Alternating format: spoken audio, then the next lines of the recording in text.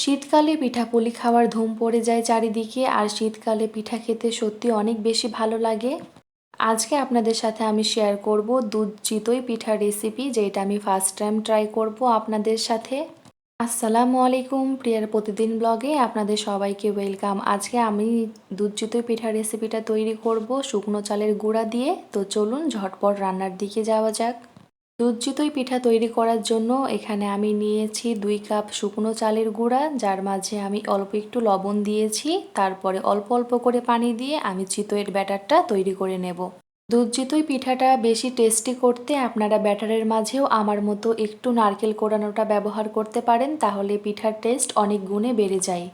তো আমি ব্যাটারটা তৈরি হয়ে গেলে কিছুটা নারকেল কোড়ানো এখানে ব্যবহার করব 2 চা চামচ মতো। তো আপনারা ব্যাটারের কনসিস্টেন্সি দেখতে পাচ্ছেন, আমি এরকম রেখেছি এবং ব্যাটারটা আমি কিছুক্ষণ রেস্টে রেখে দিব। আর এখন এক সাইডে আমি তৈরি করে নেব শিরাটা, যেটা আমি সম্পূর্ণটাই আজকে গুঁড়া দুধ দিয়ে তৈরি করব। আপনারা চাইলে গুঁড়া দুধ এবং গরুর দুধ মিক্স করে নিতে পারেন। গুঁড়ো দুধ দিয়ে চিতই পিঠার শিরাটা তৈরি করলে এটা অনেক বেশি ক্রিমি হয় এবং খেতে অনেক বেশি টেস্টি হয়। তো দুধটা গলিয়ে নেওয়া হয়ে গেলে এটা এখন আমি চুলাতে দিয়ে নিব এবং একটা বলক তুলে নিব। আর এটাকে বলক দিয়ে দুধটা কমিয়ে নেওয়ার কোনো প্রয়োজন নেই, কারণ এটা আমি সম্পূর্ণটাই গুঁড়ো দুধ দিয়ে তৈরি করেছি, সেজন্য এটা আগে থেকে অনেক বেশি ঘন হয়ে আছে।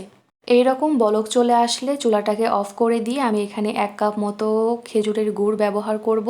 আর চুলাটা জ্বালিয়ে রেখে যদি আপনারা গুড়টা অ্যাড করেন তাহলে দুধের মাঝে হালকা একটু ফেটে যাওয়ার চান্স থাকে, এজন্য বন্ধ করে নিয়ে চুলাটা তারপরে যখন আপনারা গুড়টা অ্যাড করবেন তাহলে সেটা ফেটে যাবে না এবং পিঠাটার যে শিরাটা সেটা দেখতে অনেক বেশি সুন্দর লাগবে।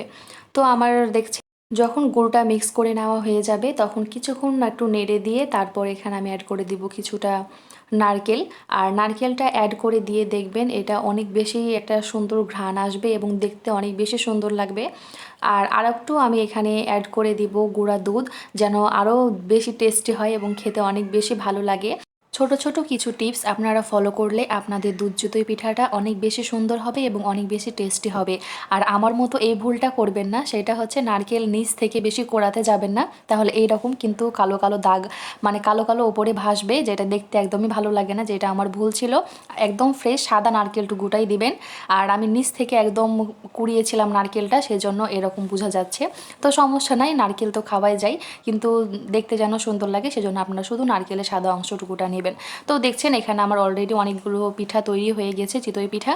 তো আমি সম্পূর্ণ পিঠাগুলো এরকম মাটির খোলাতে করেছিলাম, এজন্য একদম পারফেক্ট হয়েছে, নিচ থেকে লেগে যায়নি কিংবা অনেক ছিদ্রযুক্ত পারফেক্ট আমার চিতই পিঠাগুলো হয়েছিল। আর আমি চিতই পিঠা করলে বেশিরভাগ সময় আমি মাটির খোলাতে করে থাকি, এটাতে আমার মনে হয় যে একদম পারফেক্ট হয় এবং টেস্টটা অনেক বেশি ভালো আসে।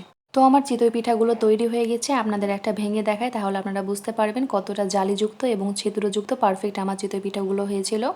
এখন চিতই পিঠাগুলো ভেজানোর জন্য অবশ্যই আপনার শিরাটা একটু গরম থাকতে হবে।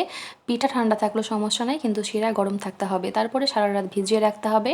আর সারা রাত ভিজিয়ে রাখার পরে এরকম দেখতে হবে, যেটা অনেক বেশি সুন্দর ছিল এবং খেতে মাশাআল্লাহ অনেক বেশি টেস্টি ছিল। আপনারা অবশ্যই এভাবে একবার বানিয়ে দেখবেন, আপনাদেরগুলো অনেক বেশি পারফেক্ট হবে এবং খেতে অনেক বেশি টেস্টি হবে। তো আজকের ভিডিও এ পর্যন্তই ছিল, সবাই ভালো থাকবেন, সুস্থ থাকবেন। আসসালামু আলাইকুম।